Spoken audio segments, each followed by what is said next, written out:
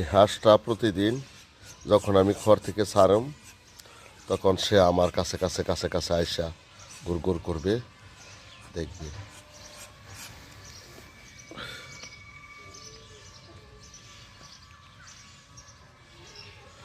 এই হাঁসটাকে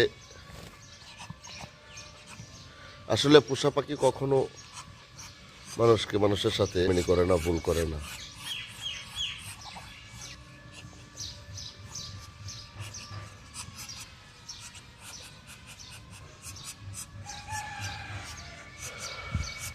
বাড়িতে বাসায় এইভাবে ছোট আকারে ছোট পরিসরে হাঁস পালন, মুরগ পালন করা যায়।